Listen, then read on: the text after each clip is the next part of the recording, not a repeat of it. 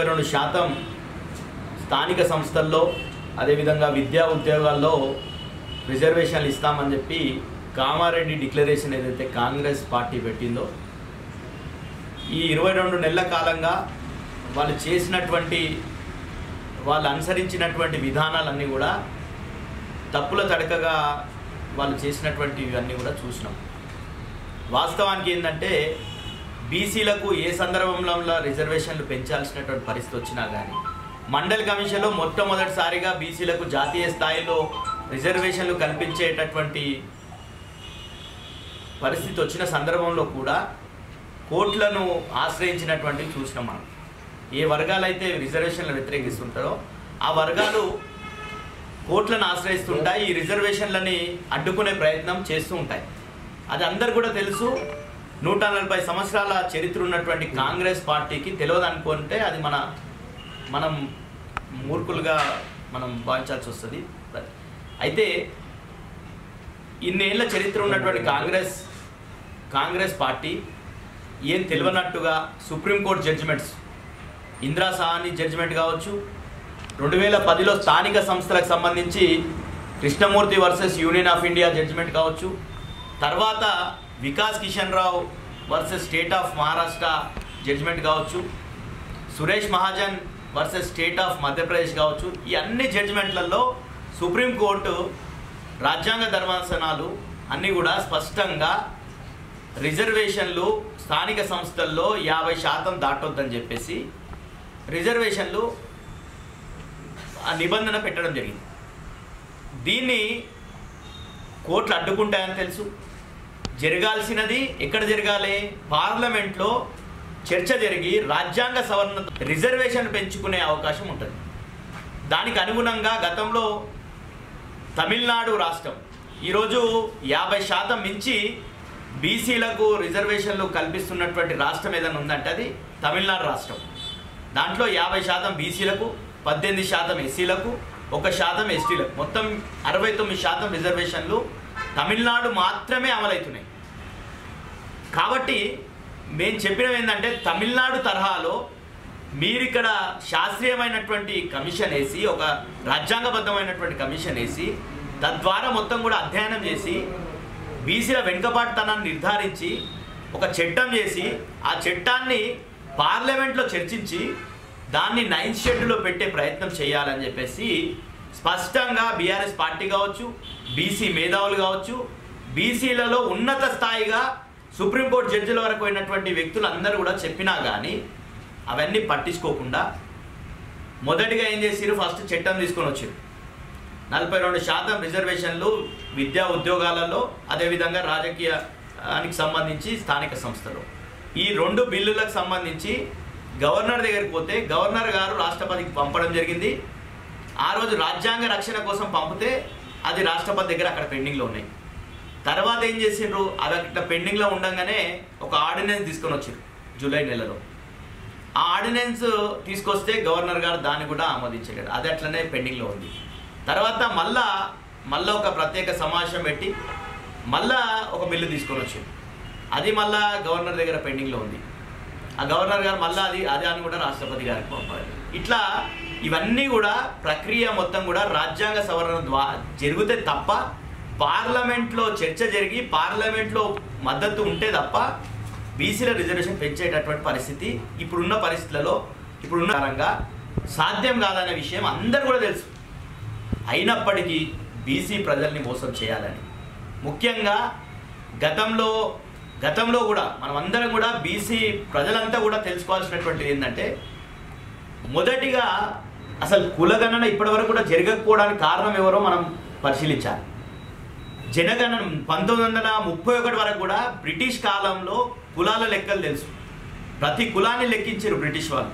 కానీ 1951లో ఎప్పుడైతే భారతదేశానికి స్వాతంత్రం వచ్చి నెహ్రూ గారు ప్రధానమంత్రి ఉన్నారో ఆ రోజు ఆయనకు ఈ కులగణన సంబంధించి జనగణనలో కులగణన కూడా చేయాల్సినటువంటి అవసరం ఉందని చెప్పి ఫైల్ పెడితే తిరస్కరించినటువంటి వ్యక్తి నెహ్రూ గారు. అదేవిధంగా చాలా సంవత్సరాలు పోరాటాలు చేసి మండల్ కమిషన్ వచ్చిన తర్వాత మండల్ కమిషన్ నివేదిక 1980లో మండల్ కమిషన్ నివేదిక ఇచ్చింది. 80లో నివేదిక ఇస్తే 90 వరకు ప్రధానంగా ఉన్నటువంటి ఇందిరాగాంధీ గారు, రాజీవ్ గాంధీ గారు ఆ మండల్ కమిషన్ని సిఫారసులను అమలు చేయకుండా అవిటని తొక్కిపెట్టారు. ఎప్పుడైతే విపి సింగ్ అనే ప్రధానమంత్రి ఆ మండల్ కమిషన్ సిఫారసులను అమలు చేయాలని పార్లమెంట్లో చర్చ పెడితే దాన్ని వ్యతిరేకించినటువంటి పార్టీ, దాన్ని వ్యతిరేకించినటువంటి ప్రతిపక్ష నాయకుడు ఎవరంటే రాజీవ్ గాంధీ గారు.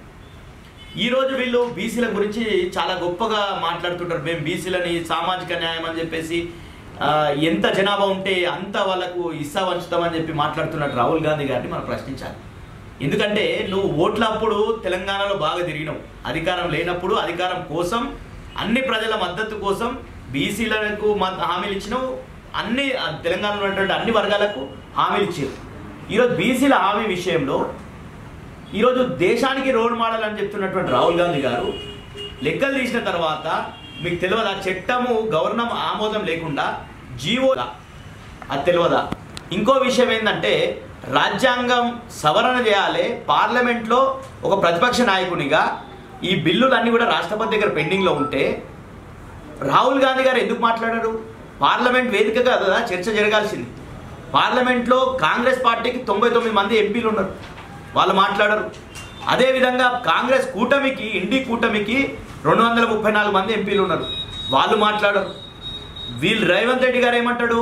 ఢిల్లీకి పోయి ధర్నా చేసి జంతర్ మంతర్లో ధర్నా పెట్టిండు, అది కాంగ్రెస్ పార్టీగా పెట్టిండు. ఈడ బిల్లులకు మద్దతు అవసరం ఉంటే మాత్రం తెలంగాణ అసెంబ్లీలో అన్ని పక్షాల మద్దతు తీసుకున్నాడు. బీఆర్ఎస్ పార్టీ మద్దతు ఇచ్చింది, బీజేపీ పార్టీ మద్దతు ఇచ్చింది, ఎంఐఎం పార్టీ మద్దతు ఇచ్చింది. ఆ రోజు ఒక ప్రతిపక్ష పార్టీగా బీఆర్ఎస్ పార్టీ సంపూర్ణ మద్దతు ఇచ్చింది. మద్దతు ఇస్తూనే సూచనలు చేసినాం మేము, మీరు వెళ్ళే విధానం కరెక్ట్ కాదు, మీరు తమిళనాడు తరహాలో చేయండి, మీరు బీహార్ తరహాలో చేస్తే బీహార్లో కొట్టుడు పోయింది, కాబట్టి మీరు తమిళనాడు తరహాలో రిజర్వేషన్లు పెంచే ప్రయత్నం చేయమని చెప్పినాం. అయినప్పుడు వినకుండా చట్టాలకు ఆమోదమే లేకుండా జీవోలు ఇచ్చారు. ఇస్తే ఏమైంది? హైకోర్టులో కొట్టుడు పోయింది. హైకోర్టులో స్టే ఉన్నది, ఎన్నికల ఆ జీవోలు స్టే ఉన్నాయి. ఉంటే సుప్రీంకోర్టు ఆగంలో హైకోర్టులో ఎందుకు స్టే వచ్చింది? అసలు స్టే కారణం ఏంది? సుప్రీంకోర్టులో ఉన్న జడ్జిమెంట్ ప్రకారంగానే స్టే వచ్చింది. మళ్ళీ పోయిన సుప్రీంకోర్టులో అడిగితే సుప్రీంకోర్టు ఇస్తుందా? తిరస్కరించింది, నిన్న డిస్మిస్ చేసింది. అంటే ఈరోజు 2.5 కోట్ల బీసీలు ఉన్న తెలంగాణలో బీసీల మనోభావాలతో ఎందుకు ఆడుకుంటున్నారు కాంగ్రెస్ పార్టీ, కాంగ్రెస్ ప్రభుత్వం? ముఖ్యంగా రేవంత్ రెడ్డి గారు ఢిల్లీలో ధర్నా చేసి ఏం చెప్పిండు? ఇది అయిపోయిందిగా, మోడీ చేయడు, మనం రాహుల్ గాంధీని ప్రధానమంత్రి చేసుకుందాం, అప్పుడు మనకు బీసీలకు రిజర్వేషన్లు ఇచ్చుకుందామని చెప్పిండు.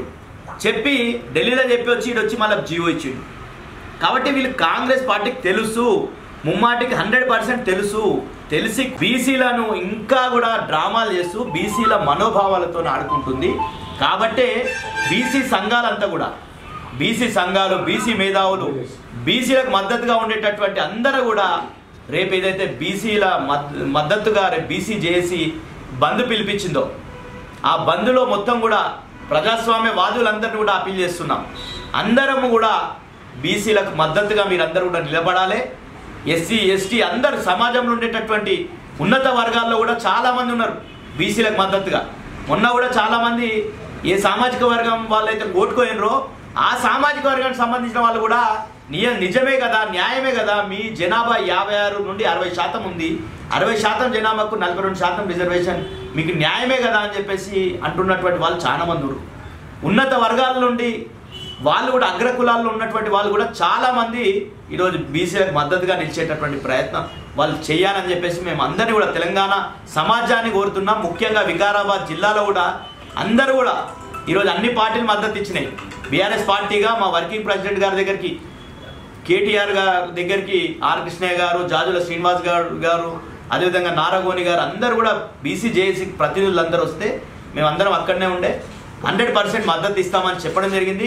నిన్ననే బీఆర్ఎస్ పార్టీ బీసీ ప్రజాప్రతినిధులు కావచ్చు, బీసీ పార్టీ మాజీ మంత్రులు కావచ్చు, మాజీ కార్పొరేషన్ చైర్మన్లు కావచ్చు, అందరం కూడా కూర్చొని నిర్ణయించడం ఏంటంటే తప్పకుండా బంద్లో పాల్గొనాలి, ఆ బంద్ని సంపూర్ణం చేయాలి, విజయవంతం చేయాలని చెప్పేసి మా శ్రేణులందరూ కూడా కోరినాం. తప్పకుండా రేపు జరగబోయేటటువంటి బంద్కి సంపూర్ణంగా అందరు మద్దతు ఇవ్వాలి. ప్రజాస్వామ్యవాదులు కావచ్చు, ఇక్కడ ఉండే వ్యాపార సంస్థలు కావచ్చు, విద్యా సంస్థలు కావచ్చు, అందరూ కూడా మద్దతు ఇవ్వండి. ఇది న్యాయమైనటువంటి కోరిక. 42% కాదు, ఇంకా ఎక్కువ కూడా ఇవ్వాల్సినటువంటి అవసరం బీసీలకు. ఎందుకంటే ఈరోజు ఈడబ్ల్యూఎస్ వచ్చిన తర్వాత, ఈరోజు సీలింగ్ అన్నారు, ఈడబ్ల్యూఎస్కి 10% రిజర్వేషన్ ఇచ్చిన తర్వాత అదేదైతే 50% సీలింగ్ ఉందో అది ఎత్తిపోయింది. కాబట్టి తప్పకుండా కోర్టులు కూడా ఈరోజు రాజ్యాంగ సవరణ ద్వారానే కోర్టులను అడ్డుకోవాలంటే తప్పకుండా రాజ్యాంగం సవరణ చేయాల్సిన అవసరం ఉంది.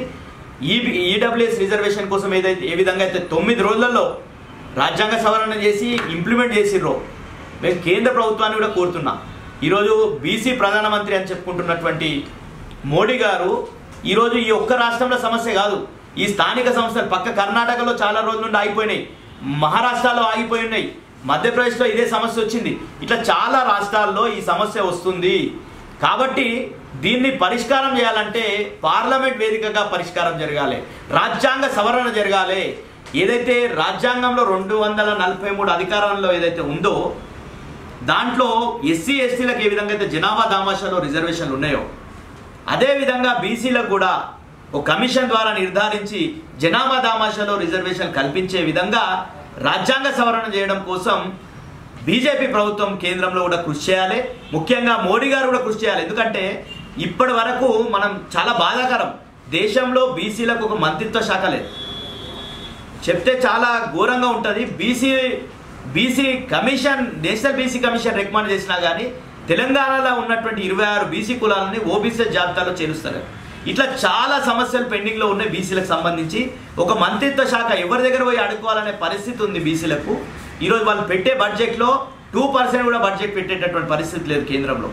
కాబట్టి మనం అందరం కూడా అడగాల్సినట్టు అవుతుంది, రాష్ట్ర ప్రభుత్వం కావచ్చు, కేంద్ర ప్రభుత్వం కావచ్చు.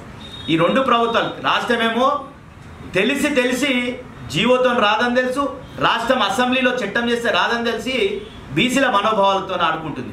వీళ్ళకు కూడా 8 మంది కాంగ్రెస్ పార్టీ ఎంపీలందరూ ఎందుకు పార్లమెంట్లో ప్రశ్నించరు? పార్లమెంట్లో కదా లేవనెత్తాల్సింది.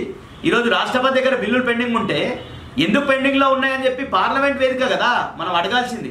అక్కడ అడగకుండా ఈడొచ్చి గల్లీలో కొట్లాడతామంటారు. కాబట్టి ఇంకా కూడా దీని పరిష్కారం రావాలంటే మరో తెలంగాణ ఉద్యమం, తెలంగాణ రాష్ట్ర ఉద్యమం అయితే జరిగిందో తప్పకుండా మరో తెలంగాణ ఉద్యమం, ఈ బీసీ ఉద్యమం మొదలవుతుంది. తప్పకుండా మనం ఏదైతే డిసెంబర్ 9 ప్రకటన వెనుకపోయినప్పుడు, డిసెంబర్ 9 ప్రకటన కన్నా ముందు చాలామంది, కొద్దిమంది మాత్రమే తెలంగాణకు మద్దతుగా ఉన్నారు. కానీ ఎప్పుడైతే ప్రకటన వెనుకపోయిందో అందరూ కూడా మేల్కొన్నారు, తెలంగాణ సమాజం అంతా ఏకమైంది. అదేవిధంగా ఈరోజు బీసీ సమాజం అంతా కూడా కులాలకు అతీతంగా అందరూ కూడా ఏకం కావాల్సినటువంటి అవసరం ఉంది. అందరు సంఘటితం కావాలి. ఇది ఎవ్వరి పైన పోరాటం కాదు, మన హక్కుల కోసం పోరాటం. మనకు నిజంగా చట్టబద్ధంగా న్యాయబద్ధంగా దక్కాల్సినటువంటి హక్కు కోసం కదా ఈ పోరాటం జరుగుతుంది.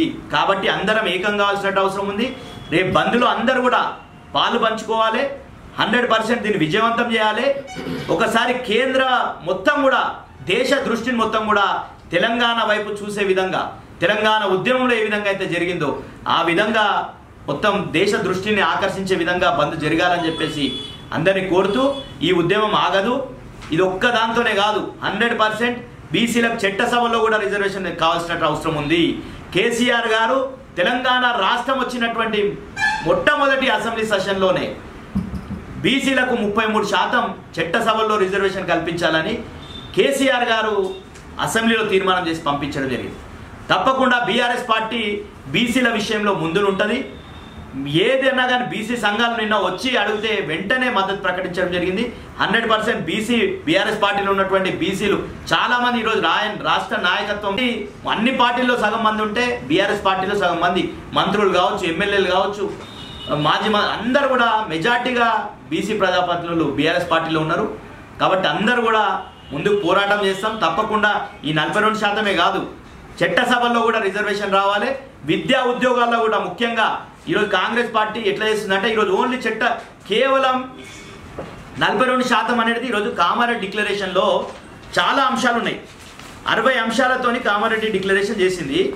దాంట్లో కేవలం ఇది ఒక్కటే అంశం అన్నట్టు, ఇక మిగతా అంశాలు ఏవి లేనట్టు చాలా డ్రామా చేస్తుంది. అందులో ఇప్పుడు బీసీలకు సప్లాన్ తెస్తామన్నారు.